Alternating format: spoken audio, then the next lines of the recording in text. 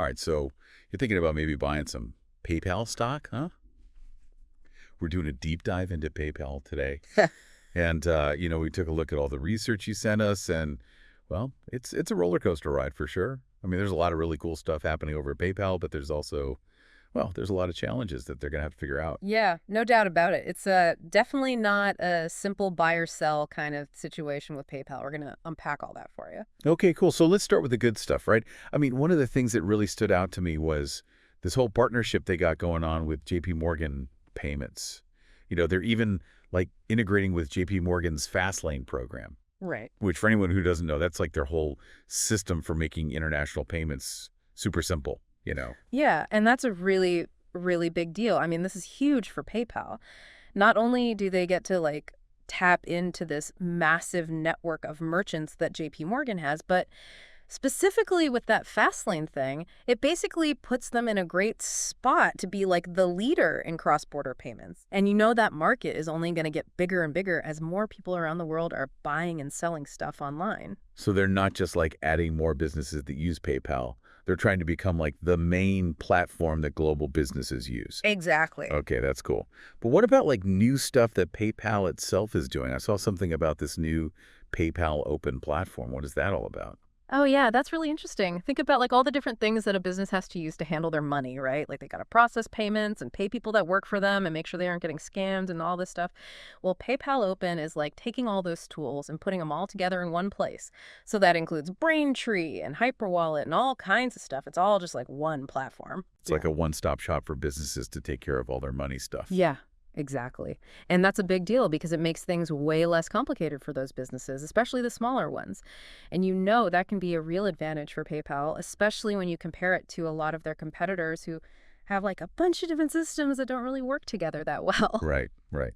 And speaking of competition, you can't talk about PayPal without talking about Venmo, right? Mhm. I mean, it's like the go-to app when you want to send money to your friend or split a bill or whatever.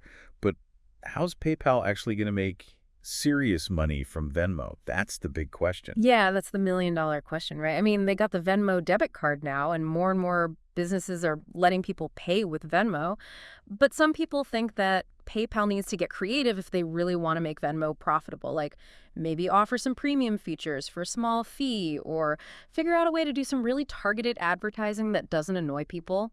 Yeah, because you got to be careful, right? I mean, a lot of people use Venmo because it's free and easy to use. Yeah. If they start adding a bunch of fees and stuff, people might not be so happy about it. Oh, for sure. It's a balancing act, for sure. Totally.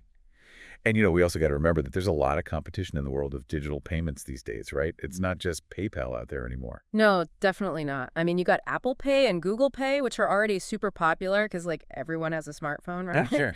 And then there's Stripe, who's been doing a really good job of getting online businesses to use their system. Yeah, that's true. And each of those competitors has its own advantages, right? Like Apple and Google have those phones that everybody uses, and Stripe is really good at making things easy for developers and integrating with websites.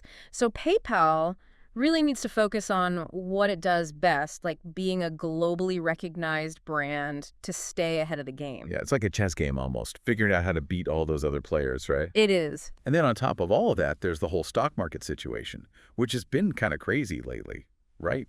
I mean, PayPal's stock price is way lower than it was back in 2021. Yeah, that's definitely something that investors need to keep in mind, especially in the tech world, because stock prices can go up and down pretty quickly.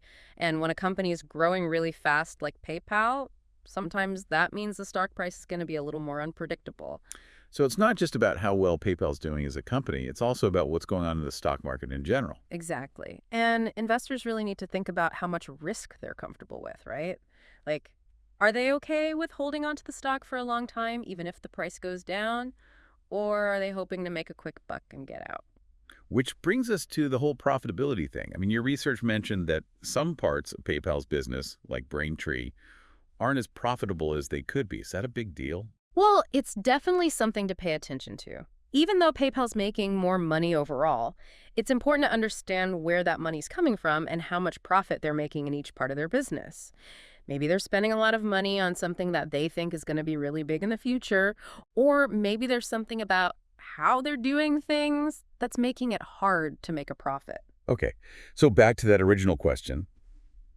Should people buy PayPal stock? Yeah, I mean, it's a tough one. There's a lot of good stuff going for them. Like, they're a really well-known brand, they have a ton of users, and they have a clear plan for how they want to be the leader in digital payments. But they're also up against some serious competition, and they got to show that they can turn Venmo into a money-making machine while dealing with a stock market that's kind of all over the place. So basically, people need to do their homework before they invest in PayPal, right? It's not something to just jump into without really thinking about it. Yeah, exactly. Don't just buy it because you heard somebody talking about it on TV or whatever. For sure. So for everyone listening, if you were thinking about investing in PayPal, what would you need to see from them to make you feel good about buying that stock? What would make you feel confident about PayPal? That's something to think about, right? Yeah, absolutely. All right, that's your deep dive into PayPal. See you next time. See ya.